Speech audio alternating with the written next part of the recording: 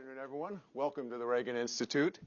We're honored to co-host this event today with Freedom House, which is a group that does, as you know, such outstanding work around the world promoting and defending democracy and freedom.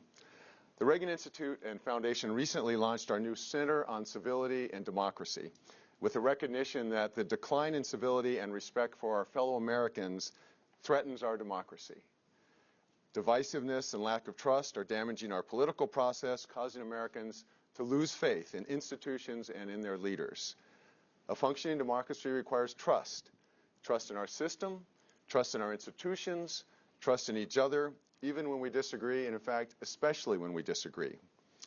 There is nothing that our foreign adversaries would like more than to undermine that trust. And one way to do that is to use false information to sow doubt about our elections. Regardless of the outcome, if they can make Americans question the legitimacy of an election, they have won. It's happened before, and our adversaries hope that it will happen again. Aggressive efforts are underway to erode our trust and deepen our divisions through disinformation campaigns. And we must be vigilant. We must be aggressive and proactive. The Reagan Institute has been working on ways to respond to disinformation efforts and has put together some basic recommendations. In fact, some are included in a document that is on each of your seats, and we're going to be distributing that information more broadly in the coming weeks.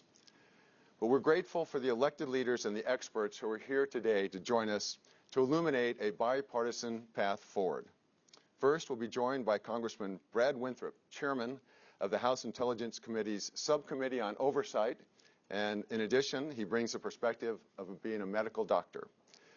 Then we'll be joined by Senator Mark Warner, Chairman of the Senate Select Committee on Intelligence, who's been in the forefront of tackling the serious challenges we face. Following those conversations, we'll be joined by a group of experts to reflect on what we hear from the members and dive deeper into policy solutions. I want to point out that our friend and former member of Congress and co-chair of Freedom House had planned to be here today, but unfortunately she's unable to join us. So it's my pleasure to take her place as the moderator for the conversations with Senator Warner and Congressman Wenstrup. So to begin our event, please join me in welcoming Congressman Wenstrup.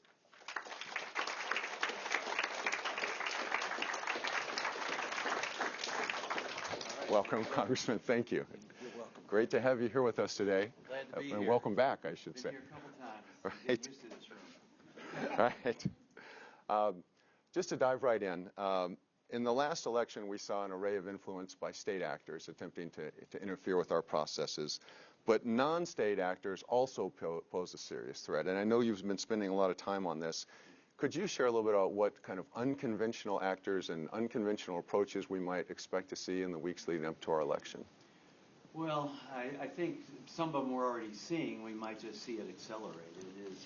And I think some of the non-state actors have been able to accomplish what some of the state-sponsored actors have been doing, whether it's through our social media, et cetera. One of the big efforts that I think takes place from both entities is to create division within the United States. When we are not together on things, that's their dream come true, because they want us to be arguing about, should we be supporting Ukraine? Should we be electing this official over that official? So it's trying to interfere with elections for somebody that they feel will be more amenable to what they want. And I think it's out there, and you and I were just talking, and you have this nice pamphlet here, Simple Ways to Stop the Spread of False Information. I think that's so important. And, the other question is, while this is happening, is what can we do? Well, how many Americans can we reach to say, really know who you're hearing from, really understand the source that you're getting your information from? And, I will say within my office, when I put things out, I always tell the staff, we frame it as reportedly this has happened. Or if it's something I know firsthand because I saw it, then I tell that story a little bit differently. Sure. And I think we have to be better at that. Too many things get put out as a matter of fact, even amongst politicians. And so I think we have to be cautious about that. But everybody, it kind of goes back to the old thing remember growing up, you always hear buyer beware. Right. Buyer beware. As you're consuming information, buyer beware. and really try to say, is that really right? How can I find out? And I get texts all the time and phone calls and, hey, Congressman, can you check on this for me? Because I was just told that such and such happened. And sometimes it takes a little digging, but we try to get the facts out. Well, that's great advice, and obviously that applies to misinformation from any source, but I think that we have domestic and then we have our adversaries. Are there times when that intersects? Are there issues where the disinformation from one side kind of intersects with what we're doing here and even increases the spread of it? Oh, without a doubt. I mean, if you feel one way politically and it's to the liking of an adversary or whatever, they're going to exploit that, and they're going to promote you and denounce someone else, and they find ways. So they pose as an American entity many times, and you think, well, this is a trusted source. This is some American entity, and it may not be. And it's hard. It's hard because we have so much information coming to us. It's hard for you to check on absolutely everything. So if you can develop some trusted sources, sometimes I think it's the best way to go. But a lot of times we don't know exactly 100% of the truth. Just as an example, I always say, if somebody presents something, you want to ask who disagrees with you and why. Good advice. You bring some special expertise, although the context today is election interference on COVID and disinformation by the Chinese. And can you share a little with us on that and what you've seen? Yeah, so, I'm a soldier, 25 years, just retired from the Army Reserve last year.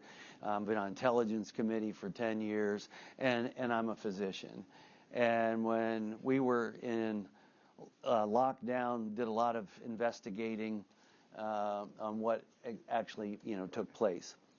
But I will say this, that this is an event. This pandemic is an event that should have united us like after 9/11. But it was a presidential election year, and I don't have to tell anybody in this crowd how that went. Right. And it created a huge divide, and still does in so many corners. So China wants no blame. They want no blame, and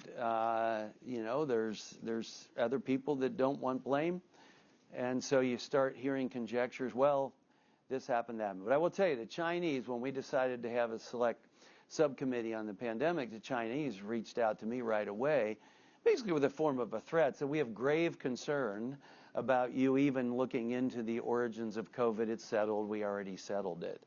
And so then the propaganda games, began, and we became terribly divided in this country. And, how can you say that? And if you offer any type of other theory, you're wrong. Well, this is much to the delight of the Chinese. And so they do have a role to play, because internationally they don't want to be blamed for this. And they have a lot of responsibility that they didn't live up to. We've gone over, met with the WHO. You can't have an organization like that if you're going to have some of the participants not really participate or try to steer things. So it's every facet, it seems like, of anything we want to deal with today. They try to get their hands in and steer it in a direction that behooves them. You think we'll ever get to the bottom of what the origin was of the COVID? We will never get to the bottom of it, because China will never release. They destroyed the evidence. I mean, when you destroy the evidence, it's a little bit difficult.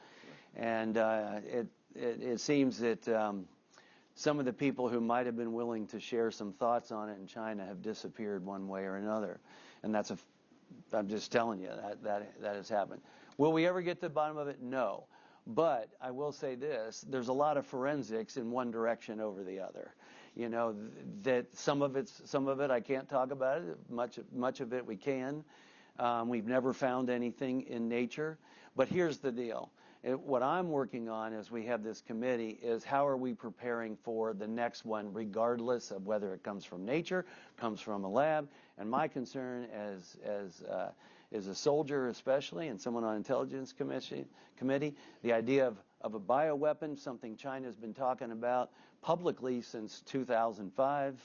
Our State Department said that they seek to use coronaviruses and study that as a bioweapon. They've written books on it that have been published and not hidden somewhere.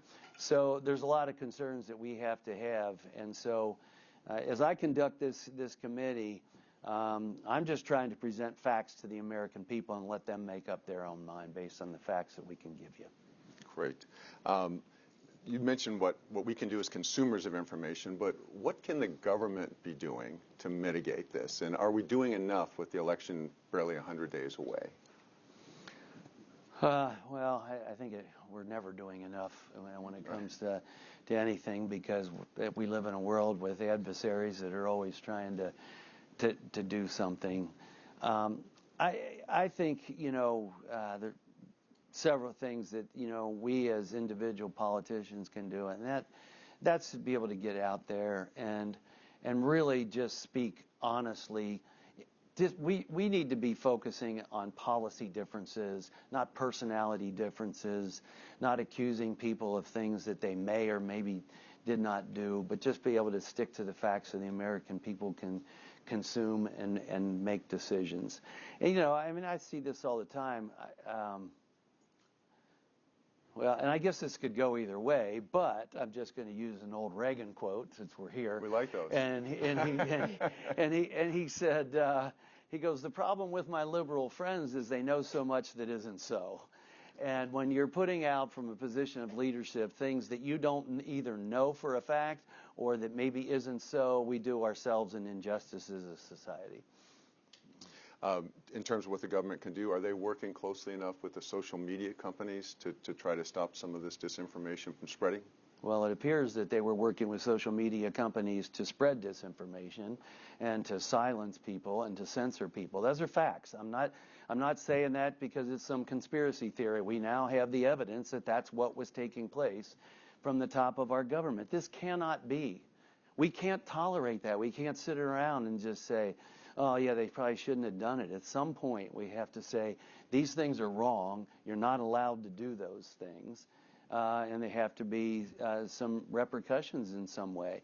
Free speech is free speech. People, I can remember a guy one time, he was a policeman getting yelled at. He turned to me and said, I'll let that person say whatever stupid thing they want to say, because that's their right.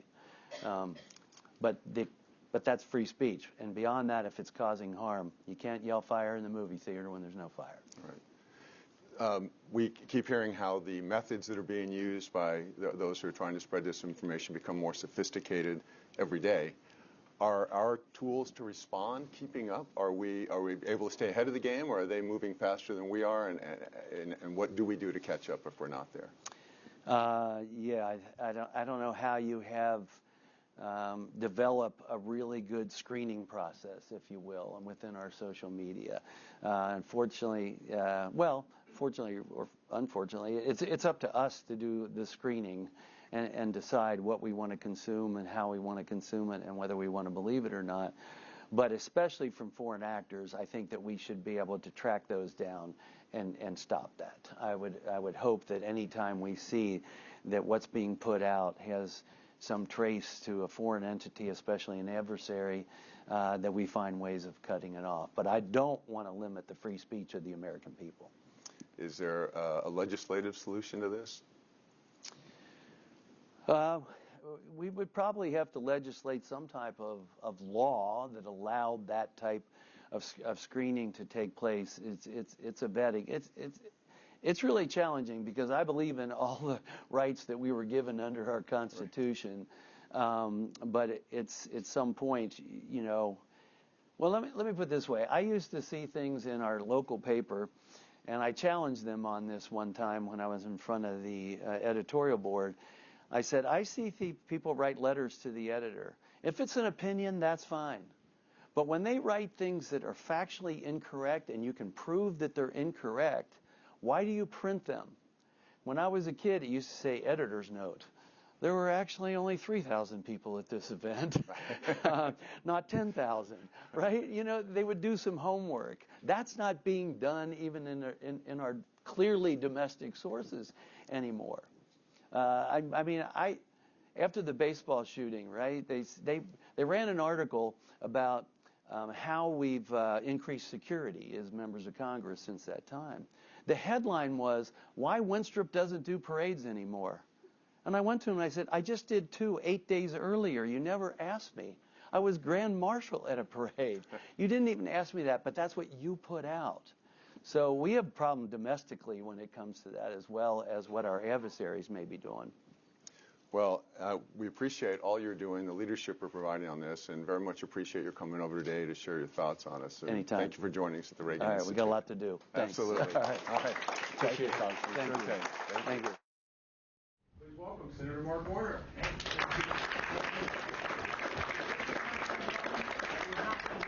International flight today. I know you were, screwed up, but your schedule is completely jammed, and we're just going to dive right in, if that's all Amen. right. And, Perfect. All right. You've got a lot of expertise in this area, and we have barely 100 days before the election. And what can we do? What are you most concerned about in terms of foreign influence in the next 100 days that we should be on the lookout for? Well, let me give you the good news and the bad news. The good news is, if we look at the European parliamentary elections, if we look at the French election, if we look at the British election, we've not seen what we expected. We saw Russia at some level. We didn't see massive uses of AI, because AI brings not just deep fakes, but it brings it at scale and speed that's unprecedented. That was the good news.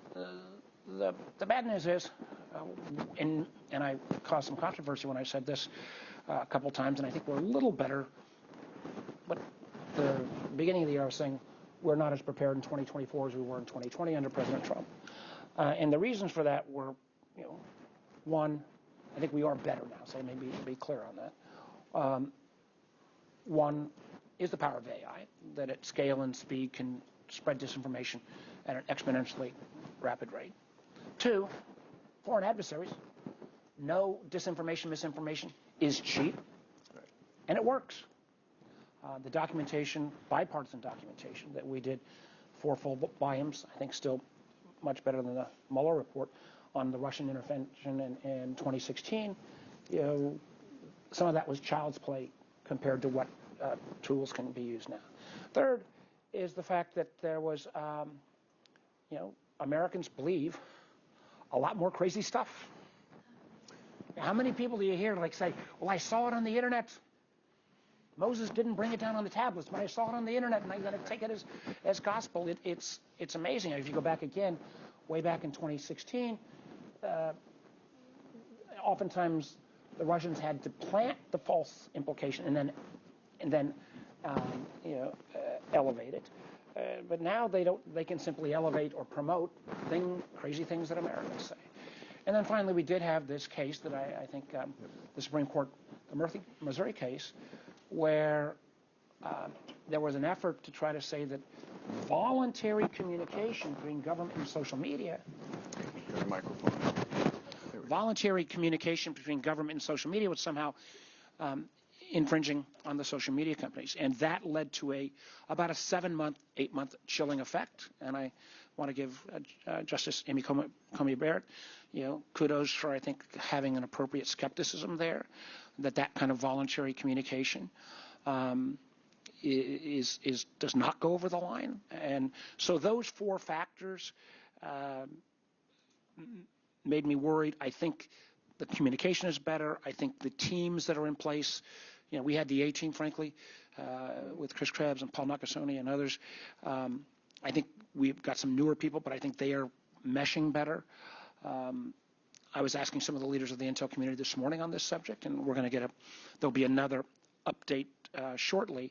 But I feel all right. And then let me just drill down on the 3 nation states that we're most worried about. Clearly, Russia is the most expert, has the most experience, has done this the most times. And, they clearly have an interest in supporting candidates that don't want to support continued American support for Ukraine. I mean, they have a clear choice. Iran is a new, bolder player, and Iran is increasingly trying to even foment violence between Americans. And the PRC is TBD. The Right. PRC has huge capabilities and lots of both capabilities and interest in, still interest more, I think, in kind of influence, maybe not directly in elections yet, but also obviously has a long-term ability about intellectual property theft and other things. And when I say the PRC, let me be clear, my beef is with the CCP and Xi Jinping. It is not with the Chinese people or the Chinese diaspora, because frankly, particularly if politicians don't make that clear, all you do is play into the CCP's narrative that then pops up on WeChat, usually within 5 hours of some politician saying something that approaches going over the edge. Let me just a little bit more on a couple of things you mentioned. AI. I mean, we're seeing AI coming in a big way in every aspect of our lives. Do you think this election will be the election where AI drives disinformation at scale in a way that we've never seen before? I am terrified of that, but I would have thought the bad guys might have tried that out, in the maybe not so much the British elections, but in the French elections, when clearly, again, particularly Russia, the Le Pen's party would have been more favorable to their positions. So we've not seen it yet. The capabilities are obviously getting better on almost a weekly basis. And I think about not just deep fakes, but I think about other kind of manipulative tools, evidence that appears that somebody that a ballot box is stuffing a ballot, or other misrepresentations. I actually thought, Fred, I had this perfect way to have this grand alliance between people who are concerned about protecting the integrity of our democracy, along with people who are concerned about protecting the integrity of our public markets, the small d Democrats and the big C capitalists together, because and I won't be surprised if we will soon discover that there's been massive manipulation taking place in the stock market, not maybe in Fortune 100 companies, but the ability to use AI, again, not just with deep fakes, but to put false product claims or other false filings, and you could change a stock price for even just a few minutes. So far, we've not seen a lot of evidence there, but we've not, AI legislation so far has been pretty slow growing. Well, do you think there is an opportunity with legislation, particularly between now and the election? Well, I look at AI and social media in kind of like separate tracks. If we had a 40-minute period, I'd give you my 19 different social media bills that are all bipartisan, that have basically mostly gone Zippo.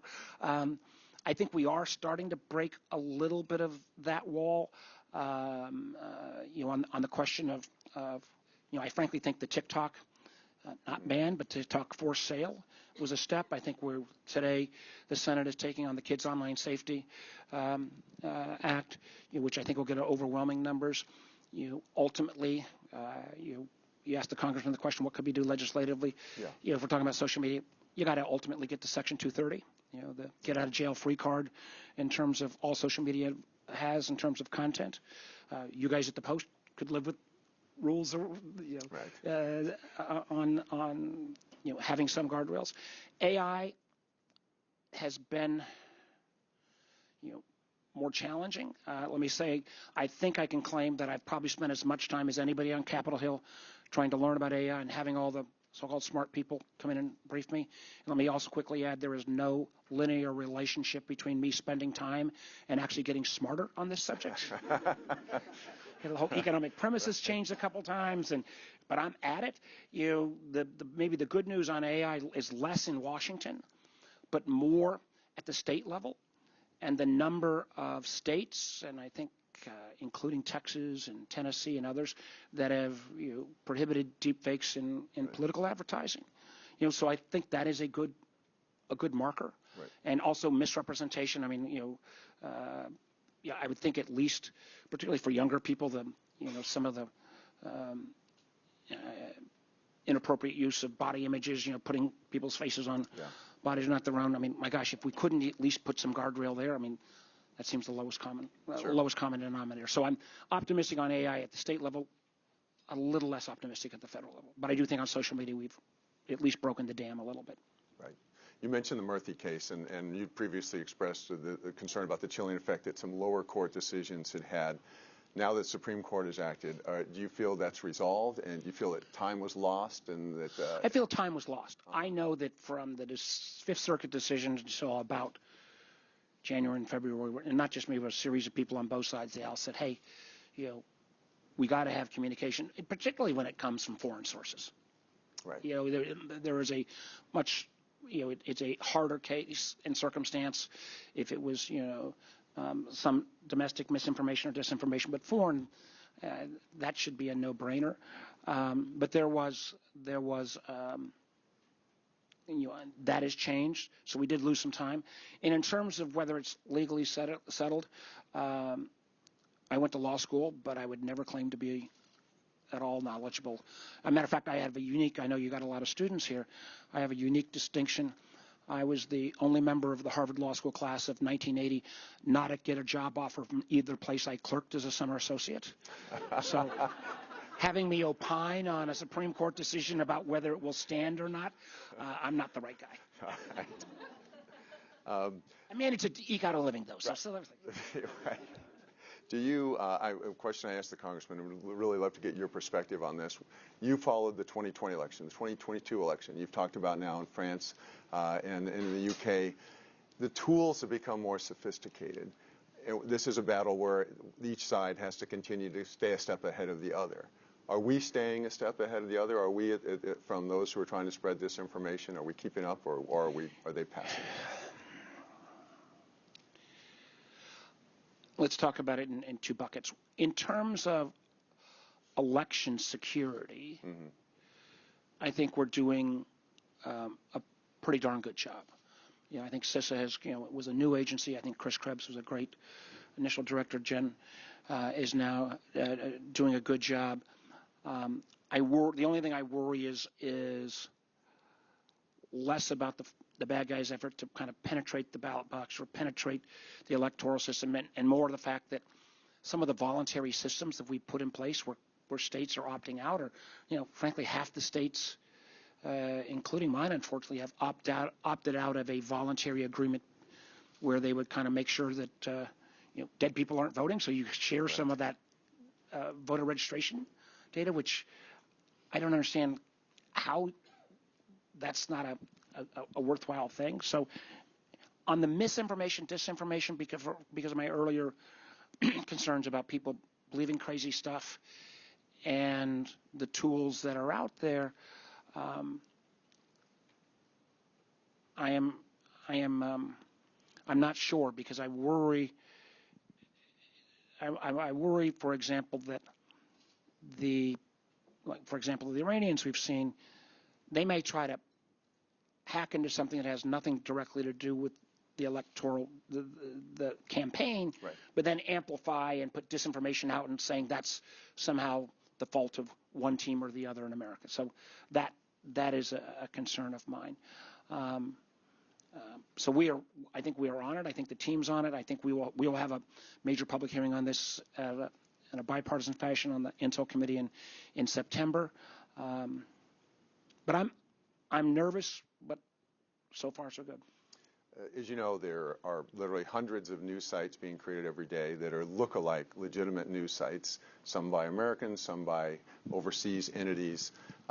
Is there anything we can do about that? And they have, as you know, names that sound very legitimate. They'll take a city name, the Chicago Post, the Denver Chronicle. Something that sounds very like it would be a traditional news outlet, but they're fake sites. Would that might be like in 2016 when the Russian Black Lives Matter site had more traffic than the actual Black Lives Matter site, and the TENN Republican Party site had more traffic than the Tennessee Republican Party site. So that's an example we've already seen.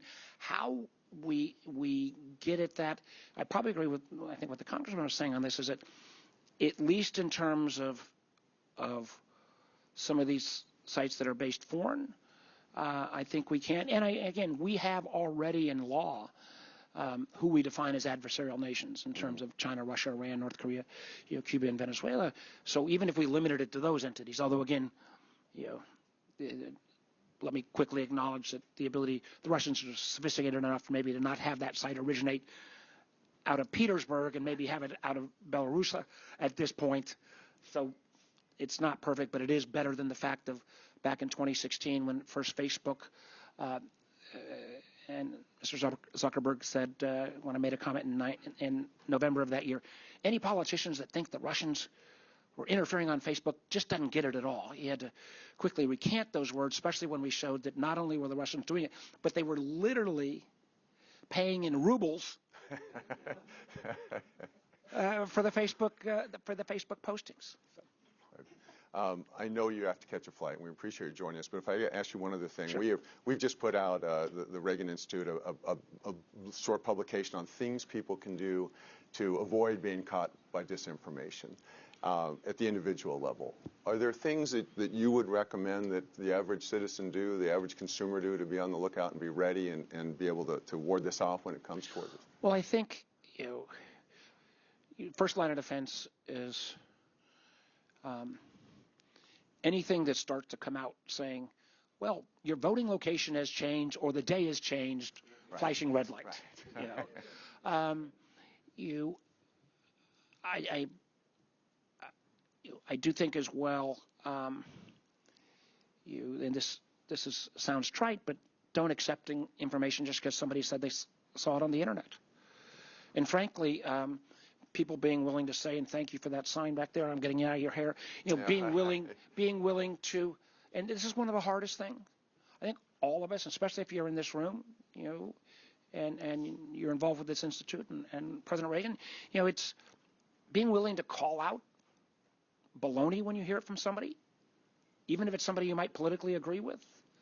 That could be as effective as anything. I desperately wish that we had the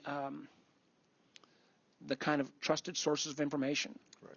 Again, that I think when you worked at the Post had, Post, the Journal, the Times, but they are under assault in a way that's unprecedented. Again, and this is on both sides of the political aisle. Let me make clear that there's undermining of those trusted sources by both sides. But trying to get back, one of the toughest questions I get asked, especially by young people these days, is, all right, well, sorry, I hear you're bipartisan, blah, blah, blah, but where do you go for absolutely trusted information? And I kind of, I know. I used to say BBC, but I'm not sure I can even say that anymore. For a long time I said NPR, but I felt like they've even gone. They frankly were more where my political view is. So, but who's going to be that kind of down the middle source? I hope again, at least in terms of disinformation, misinformation around electoral process, that we will still, trust our electoral boards, trust our voting thing, because one of the things that, and I'll get out of your hair, and I appreciate you accommodating me, my schedule, but, one of the things that could really undermine our democracy is when we have these constant harangues that somehow our voting process isn't working. We had a very conservative guy just lose a primary in Virginia, and, the voting process was fair, and somebody that, one guy who condemned it before now viewed it as positive, because he won. Right. But if we keep making these critiques, the vast majority of people, I'm an old guy, but the vast majority of people I've worked with or seen who are those election monitors or the poll workers, they do it for love of country and love of community. And when we chase them out or impugn their character, or in some cases literally put them potentially in harm's way, we hugely undermine the integrity of our process. And so, standing up for those kind of nonpartisan figures who are kind of key to the integrity of our system is something we all do as well. Absolutely. Well, thank you for your great leadership in this area, and thank you for joining us today. My apologies again for running in. Okay. Appreciate it, Mark. Thank you. Well, thank you for that introduction. It's not WWE, but I'll take it. Good afternoon, everyone.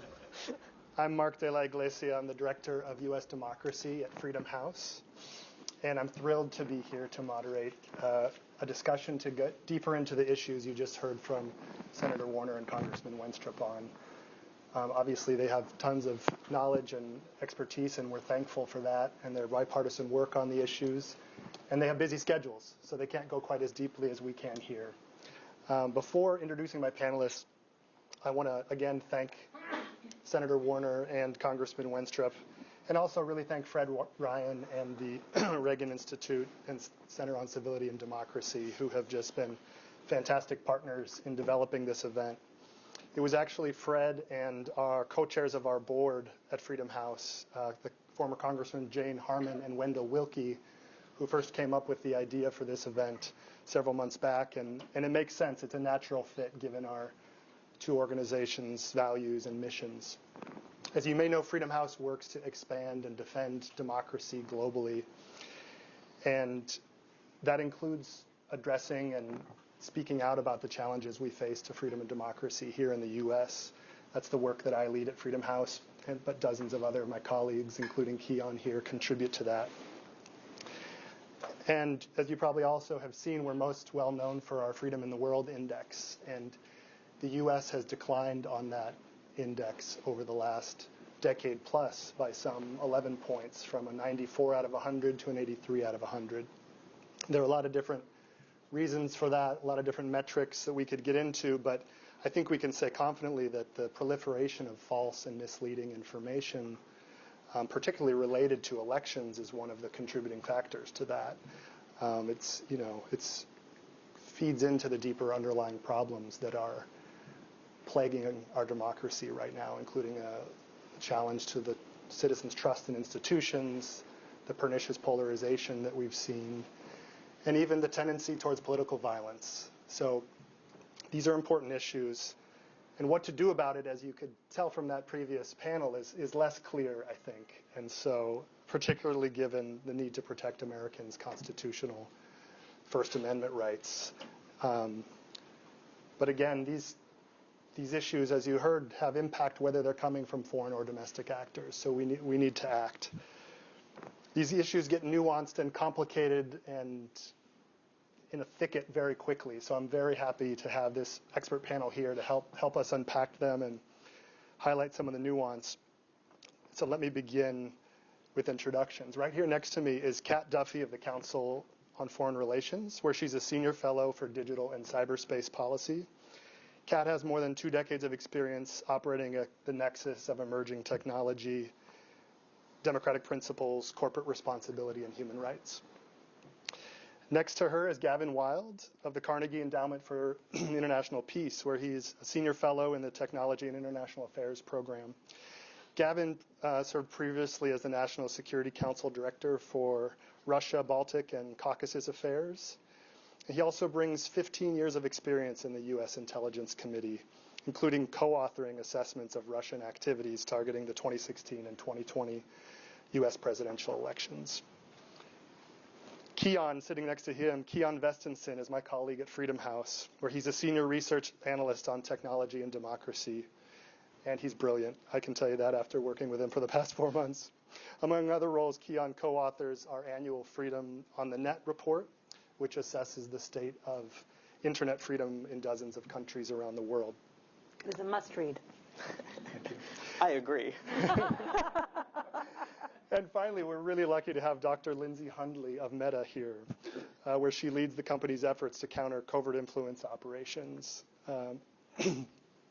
She has just enormous amount of expertise on these issues, anchored in a PhD in political science from Stanford, and is an expert on foreign interference and the spread of disinformation and propaganda, both on and off social media. Please help me in welcoming our panelists.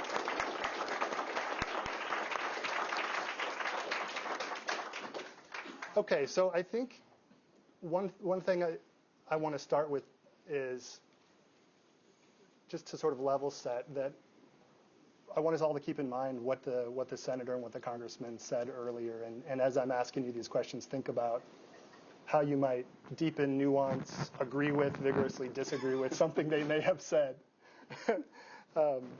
And also, let me just forecast that we're going to reserve time for questions and answers at the end, so please do be thinking about what those might be. But I'd like to start with Lindsay, because I understand that you have the most kind of up-to-date knowledge of what these evolving foreign influence related threats look like. So could you give us a sense of the kinds of threats you're already seeing or potentially expecting related to the upcoming election?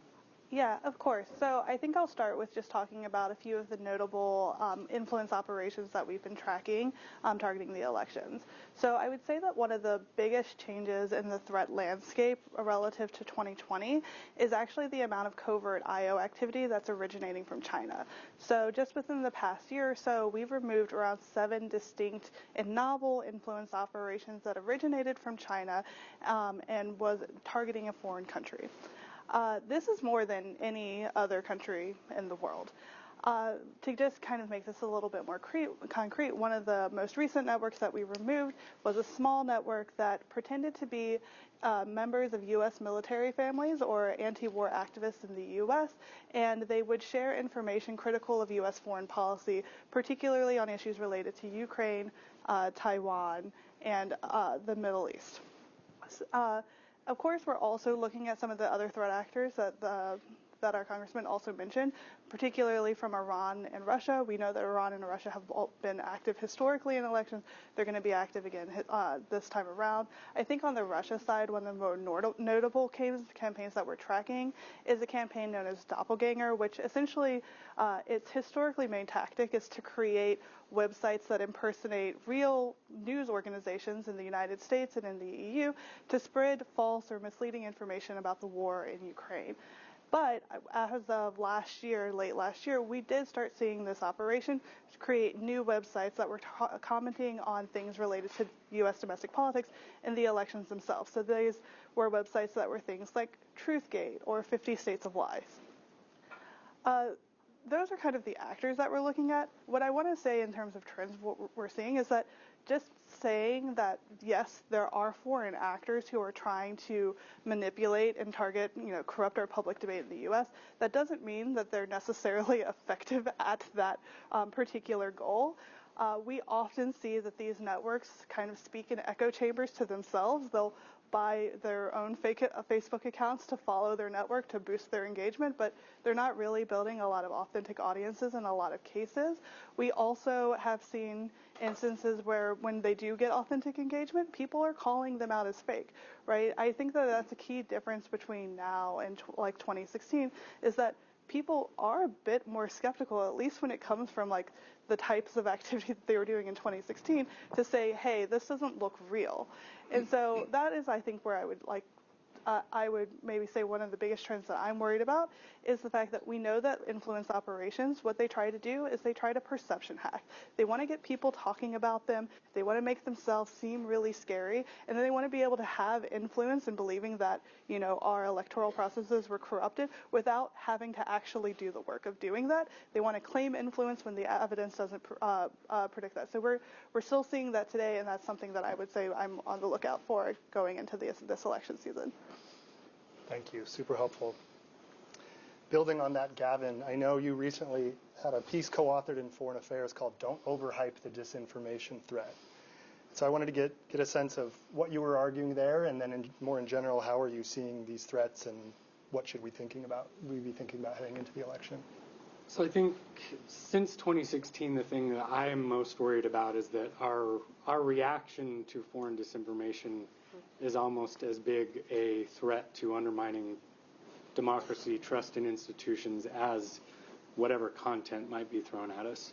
I spent the bulk of my academic and professional career studying a country whose leaders do not believe in anything like organic public opinion, who view their citizens as dim-witted sheep, empty vessels, blank slates that can be drawn upon at will by malicious foreign powers, and that certainly doesn't seem like it's conducive to democracy.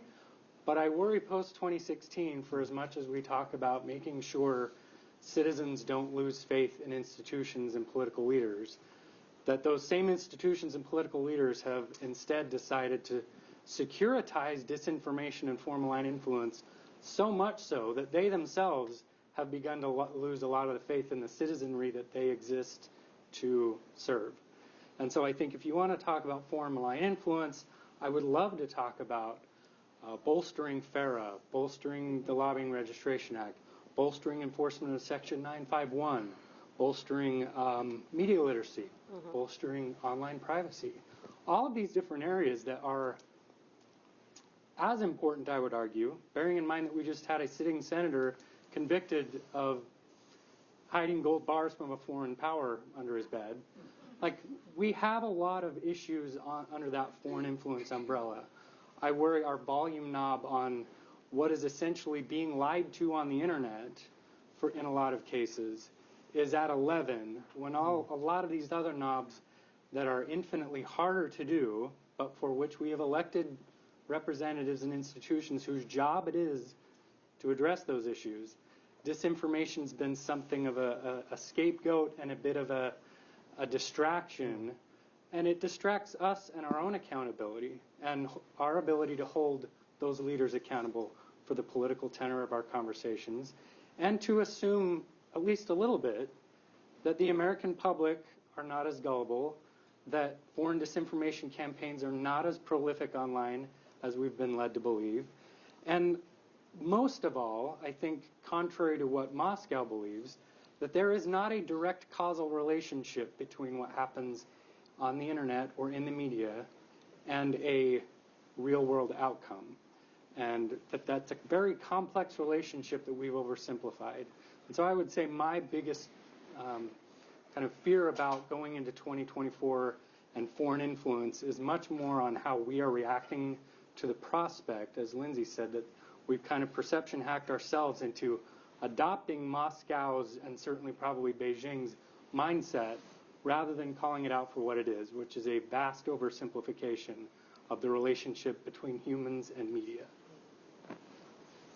Well, thank you for that perspective. Can you say just quickly what evidence is there out there about the impact or lack of impact that you've both cited on foreign disinformation campaigns?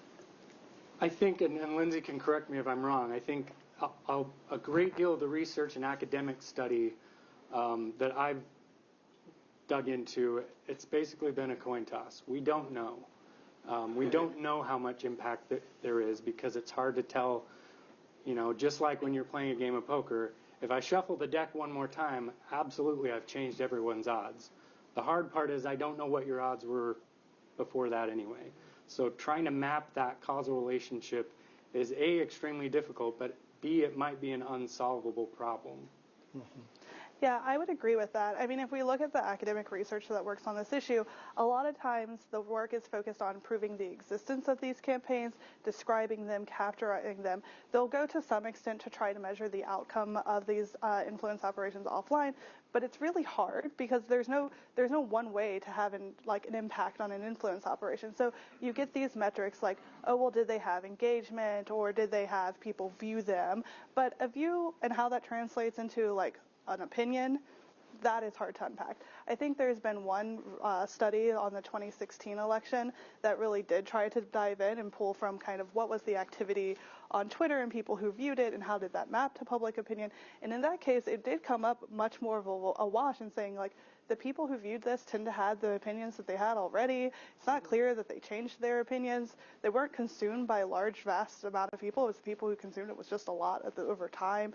And quite frankly, that what the biggest impact of the interference in 2016 was actually possibly what we were saying about people believing that it was a completely manipulated election by Russia as opposed to kind of directly affecting the public opinion there. Mm-hmm. Although we should clarify, there was more going on in terms of Russian influence than just the disinformation. Yes. There was also the hacking and releasing. Yes. So the study that I was talking about was focused specifically on kind of online Twitter activity from the IRA. Right.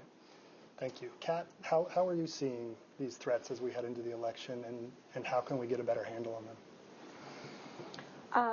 First of all, I would say, I am on record as having reposted and retweeted and rethreaded and all the things. Gavin's article with Olga and his colleagues, I think it's great. Really recommend that folks read it.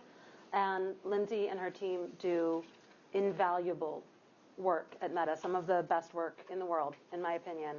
And their transparency reporting and their adversarial threat reporting is I mean, I wait for that the way that like actors would wait for the Oscar nominations. Like I'm like, when's it coming? When's it coming? And sometimes like they give me a little bit of a scoop. But so I just want to say, unfortunately, it won't be an extremely exciting panel. I'll be the horrible person who's like, no, I pretty much agree with what they said.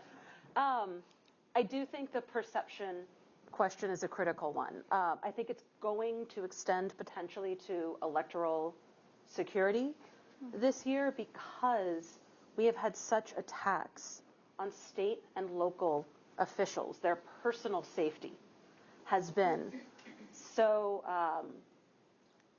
damaged. So their sense of their personal safety has been so damaged. They have been doxxed. They have been personally threatened.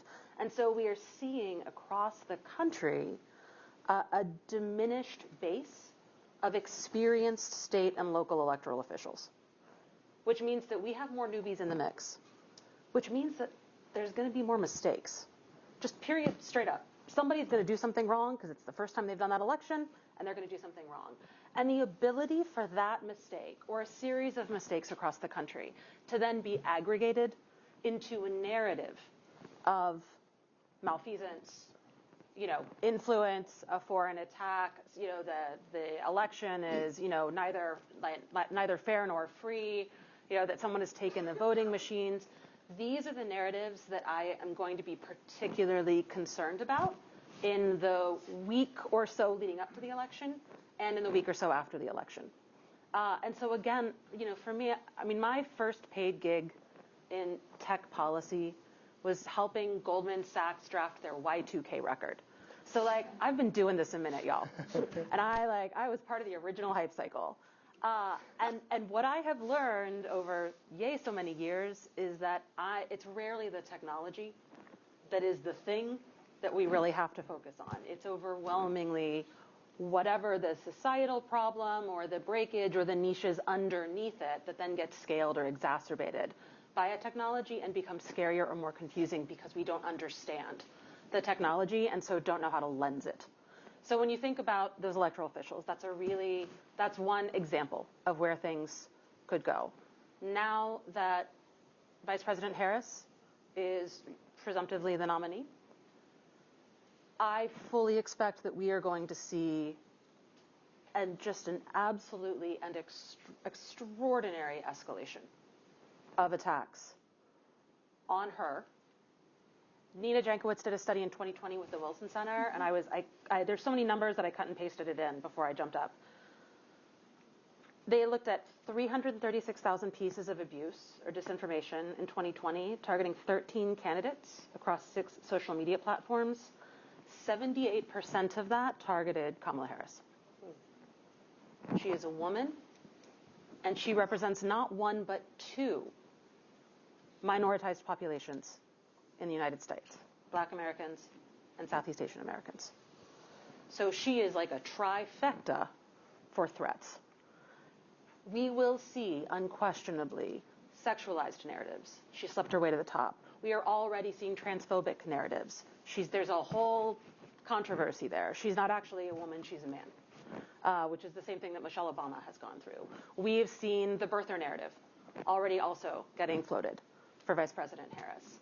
And so one of the things that I think about in this is I'm much less worried, honestly, about AI-generated images, right, or deepfakes of Vice President Harris than I am on large-scale campaigns that are run based on internalized racism in this country, internalized sexism in this country, and then if you are a foreign entity, you have a tremendous amount of domestic speech that you can then simply work to just escalate or amplify in order to create a greater sense of discord, create a greater sense of foment, and inflame passions across the nation. And so I think a lot of times we focus on the foreign influence question because it frankly feels more comfortable, because it is a them and not an us. But in many of the instances, a lot of what we're seeing is that the call is coming from inside the house. And that makes questions of jawboning in cases like Murthy very hard because we do not have the same protections for speech and for content that come from foreign influence that we do, that come from authentic domestic sources, right? Domestically, we have First Amendment protections. The Chinese government does not. And so that question of how we identify what is domestic, what is foreign influence, it is an incredibly hard thing to understand and to find attribution. And you really need companies that have the amount of information that Meta has to be able to truly look and analyze. And then we do need stronger information sharing channels between the companies, between the government, and between researchers.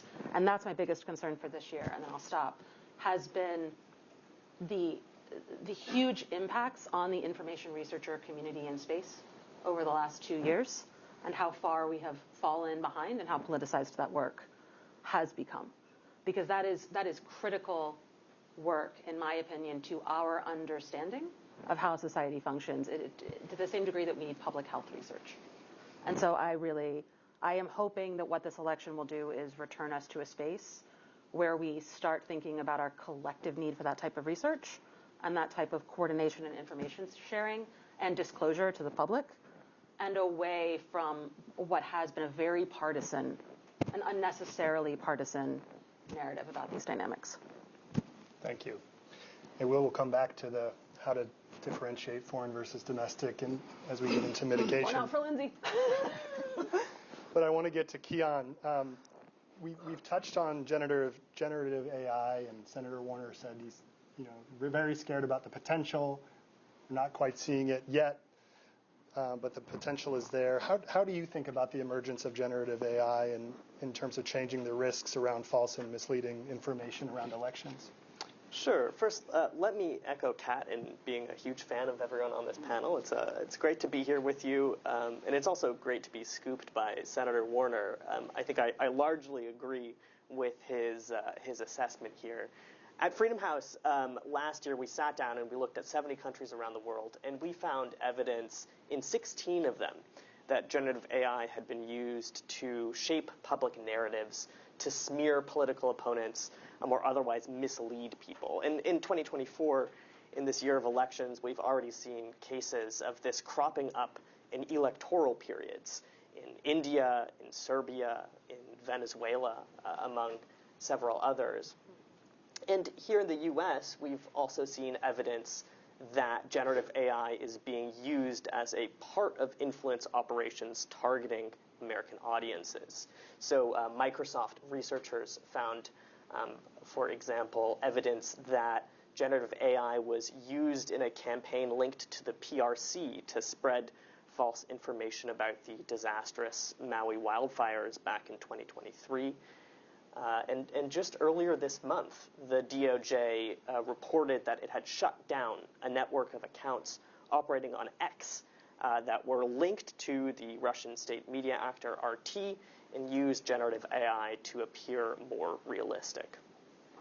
But, I think Lindsay put it really well a few minutes ago. This is tracking the existence of generative AI being used as a part of influence operations. The impact is really not clear, and it does not seem that these, either the RT network or the Maui wildfires case reached people in any significant way. There's no evidence that it really shaped people's perceptions about politics.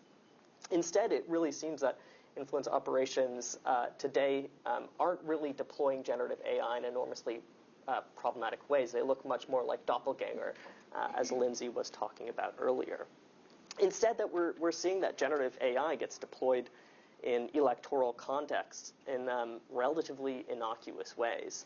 People are using these tools as a part of everyday political campaigning.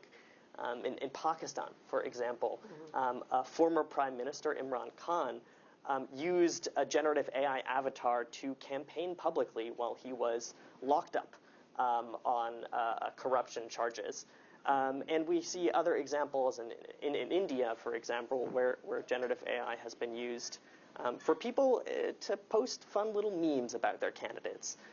So it seems right now that the threat is not there, that our sort of apocalyptic worldview that generative AI would supercharge disinformation in a very serious way has not yet landed. But that doesn't mean that it won't. And looking ahead at the 2024. We still have our U.S. election and several other major elections around the world. It's certainly possible that these tools could be used in influence operations. If I could just add kind of on that, I think one thing that maybe some of the earlier, I want to be clear, I think that it's important that we take the threat of how generative AI tools can be abused very seriously. It's important to take it seriously because then you build the mitigations that are needed to mitigate against those threats. That being said, I think that we did ourselves a little bit of a disservice with kind of some threat inflation around that, and particularly the foreign actors' use of it, because foreign actors using generative AI isn't really new. There's been generative AI takes like generative adversarial networks creating profile pictures for a long time, and even there, when they started using them wide scale, they weren't particularly at the cutting edge of that technology. You still routinely find networks where there will be a fake account with a profile picture where half of the face has a mustache and then the other half doesn't. And so I think that sometimes we want to, like, again, treat some of our adversaries as if, you know, they're at the cutting edge of the technologies, that they're really kind of at the forefront. And there's some that are, but there are a lot of times they're hiring people to work out of a cafe that aren't at this, and so they're not playing that three-dimensional chess. Thank you. Anything else on the generative AI threat that anyone want to add? If not, I can move us to. I just think it's not about foreign influence, but one of the most interesting things I think we're seeing with with the use of generative AI around the globe is overwhelmingly it's being used just for campaigns. Like, it's campaign tech that has really absorbed and adopted generative AI tools, especially in Pakistan, in Indonesia, in India. But we've also seen it like in rural India and in rural Pakistan, for example, both last year and this year. We've also seen it increase turnout from rural voters. So it's having really interesting impacts, and it's increasing that turnout because it's an AI bot that is calling, and the individual at the other end of the line, the voter at the other end of the line, thinks or seems to think that it's the actual candidate contacting them, and they're having a conversation, an iterative conversation with the candidate, and that has proven to be increasing voter turnout. I don't know if that's good for democracy or bad for democracy. I gotta say, like, if the bot accurately reflects the policy positions and you're having a conversation with each of your candidates that's more or less accurate and that is more or less aligned with the questions that you have, and then you decide to vote because you feel more engaged in who's running, I don't know that that's a net negative for democracy. I also don't know that it's a net positive. But I think we need to be engaging with some curiosity here in terms of how it's rolling out and how it's actually being used. Absolutely. And I think just one two-finger on that is I think disclosure is really important for the voter engagement side, exactly. Right? Like, I really like this Imran Khan example in part because his party, the PTI, put a big label on it, being like, this is a generative AI, right? No one was being fooled that Imran was out, campaigning on foot. And I think the same example goes for this voter engagement example. As long as the voter knows it's not a real human being, I think that can be a really potent tool. Just two-finger on that. I think whether it's influence operations on social media or deep fakes, so to speak, I think certainly since 2016, we in the research community and civil society have kind of put the public in a box where they have to approach everything in the media and online as if everything is a binary choice between reflects actual reality or is designed to trick me or fool me. And that's not most of what we see. That's not how we live. That's not how we interact day to day with most of what we see. And so, like, much like the advent of many audio-visual media over the last 2 centuries, initially a lot of pontification about what their business use case would be or the societal impact would be, and the reality took a hard left turn, and it was mostly amusing ourselves and making political cartoons and memes. Like, that's pretty standard throughout history, and I think we're seeing that again in the generative AI space. Gotcha. I want to move us on to the efforts to mitigate and respond to these risks, threats, no matter how overstated they may be in some cases. And so I want to start with Keon again, and just ask you to give us a quick flavor of sort of how other democracies have approached this in terms of regulation and lawmaking around not just foreign influence, but the sort of regulation of the social media, harmful mis and disinformation space? Absolutely. We're lucky in some way that these are global problems because it means that democracies around the world are experimenting on solving them. And I think that really offers an opportunity for us to learn. I'm going to maybe point to two examples here to start things off.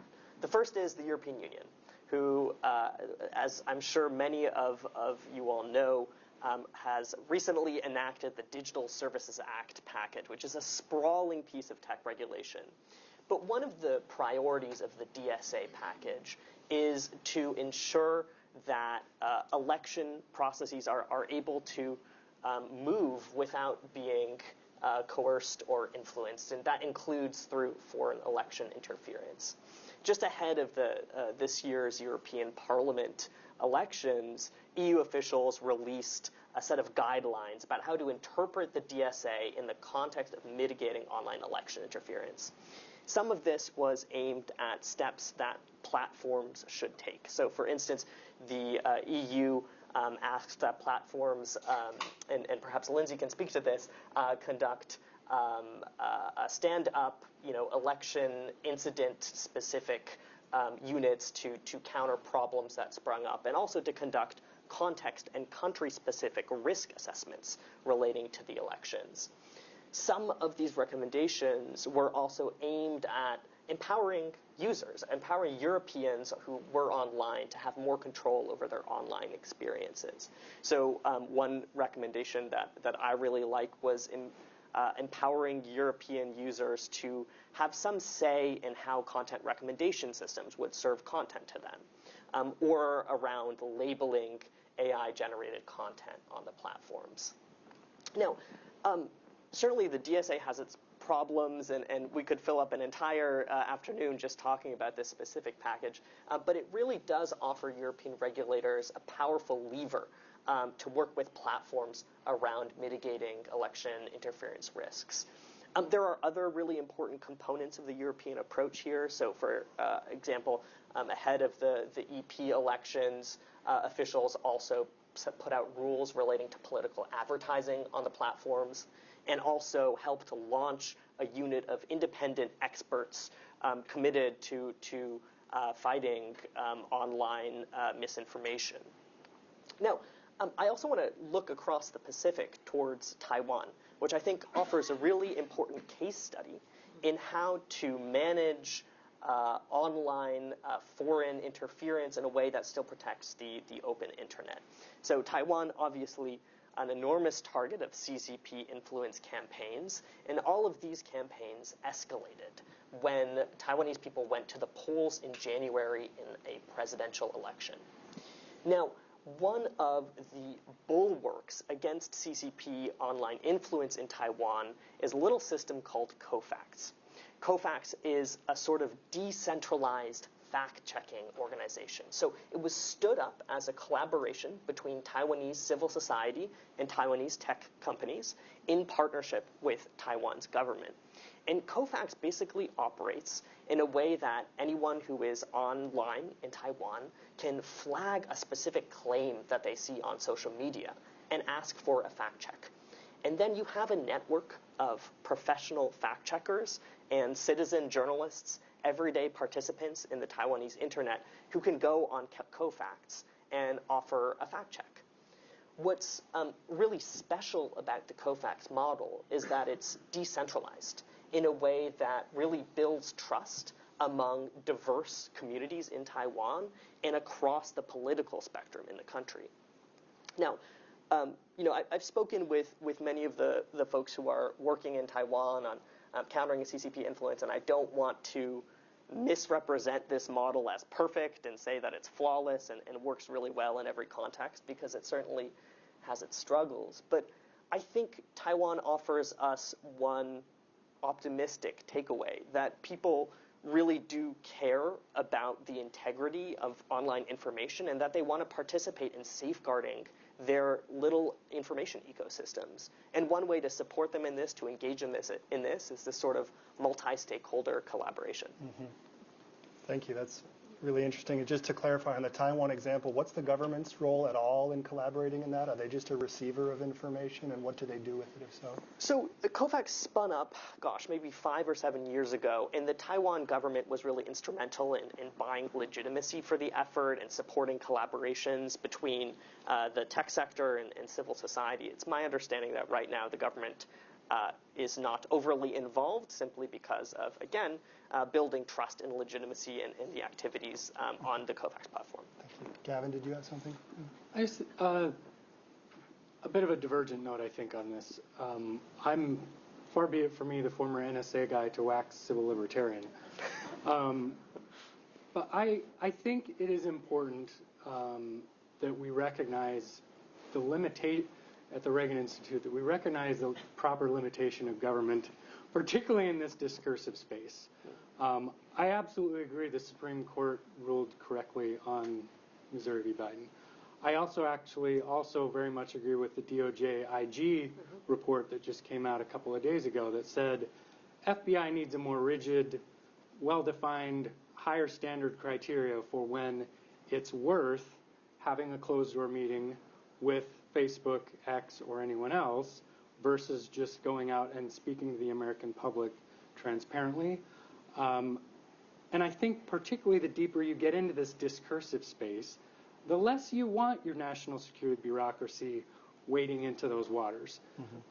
We saw just this past few months revelations about a DoD-commissioned influence op that basically spread vaccine hesitancy in the Philippines.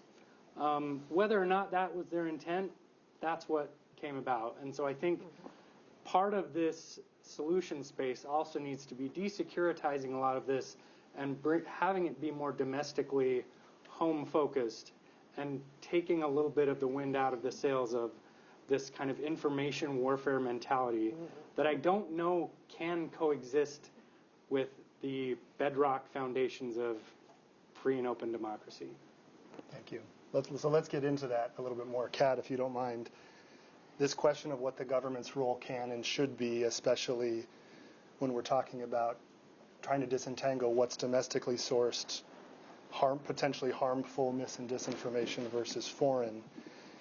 You know, there's part of what you kind of decried earlier about the politicization of disinformation is a difference of opinion about when that kind of engagement is legitimate and when it's not by the government. And I want to acknowledge we heard a different message from the two members of Congress earlier. I took a note when talking about the government engagement.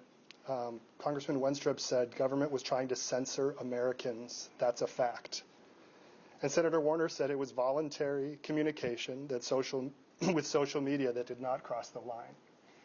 So we have a decision in Murphy v. Biden that sort of, even though it was based on standing grounds, the opinion pretty much broadly questioned the fact-finding from lower courts that argued that it was censorship. We've got this DOJ-IG report that came out yesterday, which, as you pointed out, did identify some flaws in the FBI's protocols, but also, as I understand it, said there was no violation of First Amendment rights. Right. So how do you view this balance and how we should strike it, Kat? Who in the room knows the term job owning, which is the sort of operative term at hand? Okay, not many. So let me explain job owning, because I feel like we maybe throw that word around thinking everybody knows it. Job owning is basically the idea that a government official is using their power to make someone do something, to coerce someone into doing something that they otherwise wouldn't be allowed to coerce them into doing. Okay? So in the cases in things like Murphy v. Missouri and these social media cases, when you're talking about censorship, or a lot of people will talk about these cases as the job owning cases. It's a question of whether different agencies and different individuals in the executive branch inappropriately exerted influence over the social media companies, over individuals in the social media companies, to get them to change the decisions they were making about what content would be allowed up and what content would be taken down, whose voices would be heard, whose voices wouldn't be heard. Okay? What you see, how you see it, and who decides what you see and how you see it is one of the biggest questions of our age, and it is unanswered. Okay? With all due respect to the congressman, I would say the Supreme Court would disagree with him that is a fact. They, in fact, stated clearly that it was not a fact, and that the factual record was so bad that the appellate court should not have let the district court case come forward and should instead have re-examined the facts. And I only play a lawyer on podcasts, but like I've read enough that is a smackdown from SCOTUS. I mean, there was a footnote in there that was basically just like a knife to the heart of what some poor clerk in the Fifth Circuit. So in terms of these decisions, there was also another really important case in these cases called Vullo, all right, which is the other major job-owning case that the Supreme Court heard this term that wasn't about social media, all right? It was about a New York government official and the NRA. And Vullo is actually the case that you want to look to if you're trying to figure out where the Supreme Court is dropping hints about what is appropriate and what is not. And in that case, the Supreme Court found that the New York official was, in fact, guilty of infringing the NRA's rights because that official had pretty close direct enforcement authority over areas that could truly and did truly harm the NRA. Okay? With the Supreme Court cases that you see around social media, the allegations have sort of been, they used really inflammatory language, which they did. Like there was an official from the White House who was writing really nasty emails to someone at Facebook. Those emails were not civil in their tone. As someone who previously worked for the federal government, I don't like the idea that anybody in the federal government would talk to anybody that way. I think it's inappropriate and unprofessional and abuse of your authority. I don't think it's a constitutional violation. And that was an email about President Biden's personal Instagram page. It wasn't about COVID. It wasn't about anything else. And that was an email that came out in something like April of 2020.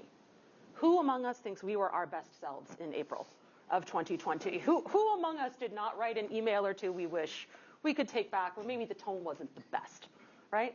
So I think we need to put some of this in context in terms of who the humans were and how scary everything was in that moment.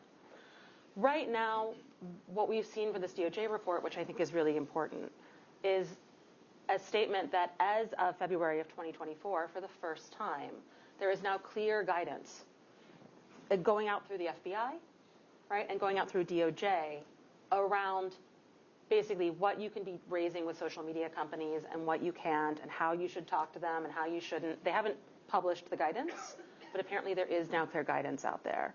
CISA, the electoral agency, had a very clear footer in its communications all through the election saying we don't have any enforcement capacity. We don't have the ability to make you do anything. So CISA was trying really hard to make sure that that was front and center in their communications. The overarching answer is we don't know quite yet what the difference between persuasion and coercion looks like because we're all really new at this. But if you think that the federal government is a concern, I guarantee you should talk to folks in tech about the California state legislature and the state legislature's capacity to engage in persuasion and coercion because they are also responsible for not violating the First Amendment. These same rules apply at the state level and at the local level. It applies to any government official. And so I think that's the other really important thing to think about in terms of how we decide these cases. Do you want a state or local electoral official to be able to go to a social media company and say, hey, there's this big thing happening in my town and in my community on Facebook saying that our voting doesn't start until this time when it actually starts at this time, or that this polling location is closed, but it's not closed, it's open. We want our state and local electoral officials to be able, I think, to have that communication in real time, really fast, with as many information platforms as possible. And so we have to think really carefully about where we strike this balance. And in moments that are so quick, we also need to think really carefully about the amount of time it can take for a federal government official in particular that's got all sorts of limitations on what they can say and how they have to say it. If you have to do 42 clearances in order to send an email to somebody, you are not going to be moving fast in a space where things are moving incredibly quickly. So we're going to have to thread the line. And I think the most important thing is honestly going to be better education for the public as well about how that norm is being shaped, how the companies tend to respond to things. And we're seeing more of that now with transparency reporting, with the DOJ report, we're going to get better at this, I think, basically. Thank you so much. I want to turn to audience Q&A shortly, so please get your questions ready. But last question for Lindsay. You are in quite a thicket here as working at Meta. Your reports, your sort of best in industry reports have already been cited about identifying the threat. How do you deal with this question of differentiating between foreign and domestic, and what does your approach at Meta look like to do that? Yeah, so the actual answer here is that we don't distinguish between foreign and domestic. We actually have a different approach here, which is to say that we are tracking covert influence operations based off of the behavior that they're displaying on our platforms. And so, in particular, this is a policy called coordinated and authentic behavior. It's very jargony. I didn't name it. Take it up with someone else. But the idea is that if you are running a network of fake accounts pretending to be things that they are not, and creating assets on our platforms that are pretending and saying they are things that they are not, regardless of whether or not they're spreading true or false information or just propaganda, regardless of whether you're a foreign agent or a domestic one, you cannot do that because that is deceptive, like there and through. Now, when it comes to just saying, okay, well, you found the network of fake accounts, you've assessed that it's fake, it's violating your coordinated and authentic behavior policy, where did it come from? Well, there's where we have a lot more just information in particular to say, okay, this seems like it was originating from this particular country. We can sometimes be able to go as far as attribute it to particular entities and things like that, but that's kind of more into the secret sauce of like how we're doing our attribution, so I don't want to be too public about like exactly what methods we're using for the purposes of not letting threat actors, get around our systems. But that's the way that we've approached this problem, is to say that there's just certain types of deceptive behavior, regardless of who is behind it, regardless of what they're saying, that allows us to be able to kind of consistently enforce regardless of the political opinion that's also being articulated. Mm-hmm. And in terms of the decision tree after that about what you do with it? Yeah, so we'll take down a network from domestic coordinated and authentic behavior networks. We're also going to take down the foreign ones. It's inauthentic. Yes. And that's enough. Yes.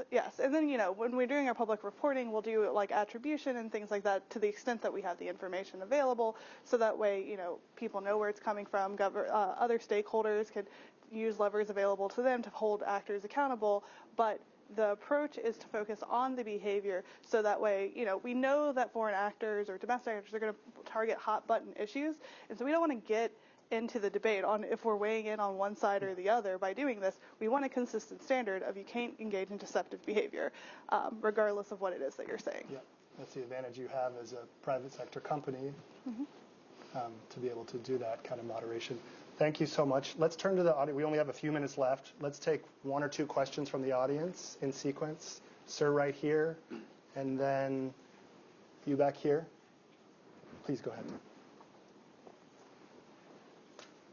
Thank you. A great panel, great discussion, and the prior comments from the government officials. So I'm not sure that the real problem is protocols that draw the line between what is allowable jawboning and what should be prohibited coercion from the government, or distinguishing between foreign and domestic, and what the return on investment for Russia and Chinese and Iranian influence operation is, but rather the fact that we don't agree at all on the facts. And Mark, thank you for pointing out the divide right before us between two very bipartisan, or at least moderate, members of Congress on whether what the government did on, let's just say, information on the COVID vaccine was appropriate or not.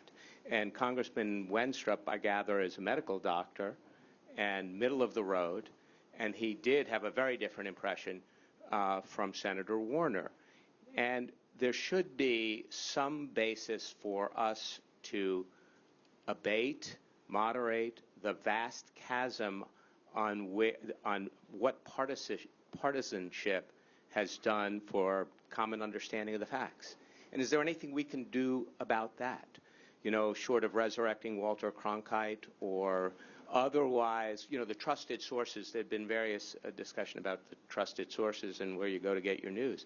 But if the people who can influence, members of Congress, moderate members of Congress, don't agree publicly on, let's just say, whether the COVID vaccine works or not, where are we going to go from there? And I think that's really the problem.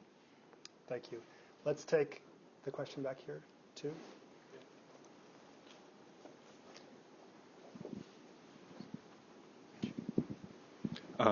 Thank you so much for the excellent conversation.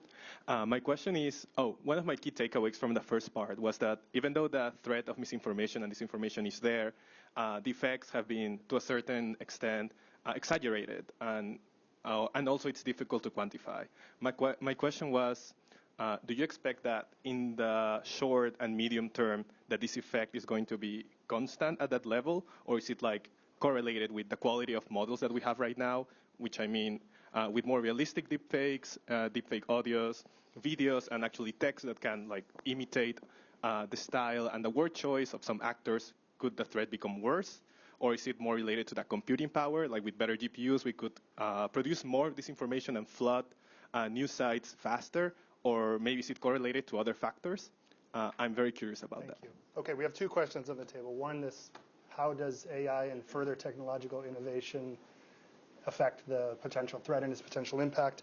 And the first question on, the elephant in the room of our polarized politics here and how that in and of itself is exacerbating the trust challenges and what to do about that. Any volunteers on either? On the first one, I would say we have to figure out some sort of sustainable revenue model for local media. Local media deserts are an immense problem right now. I grew up with one of the greatest local papers in the country, and it is now, basically just like a bin liner. We see that with good, objective, local, credible reporting that citizens can understand and sort of vet for themselves, that helps create a greater sense of trust and understanding about how media is operating. It also potentially gives them access to reporting from their paper on national or state level issues, as opposed to what we have now, which is more and more local papers getting filled with stringers and getting filled with reporting from people they do not know and sources they do not know about issues that feel very far removed from them. And the local reporting is sort of maybe on sports, right? Maybe a little bit of a metro section. And so I think what we have seen with the news deserts that have grown up in the United States, these vast news deserts, is that we have more and more distance of individual citizens away from the concept of good, objective reporting that they feel connected to and can vet and question for themselves. And that makes it then very hard for them to vet, question, or trust information that is fed to them from broader national sources, even if it's good, credible, objective reporting. And so they turn instead to their communities. And if you think social media is bad for disinformation, beware the group chat, right? Or in my, probably in my parents' case, the email group. But because they are getting information from sources they trust. Gavin, you've written a bit on this question recently. Yeah, on the first score, I would say beware the nostalgia for a bygone era, the Walter Cronkite era, because A, it was never as great as I think we like to remember it, not that I was there. But B, the monoculture that we had back then that made it seem so stable was largely because, I would argue, if you weren't white and weren't male, you simply didn't find yourself in that bubble. And so I think sometimes we hearken back to that era where it felt so stable and we had, trusted voices. A lot of people didn't see themselves reflected in that. And I think that's something we need to bear in mind. On the second part, whether it's deep fakes or the proliferation of disinformation, the volume was never the issue.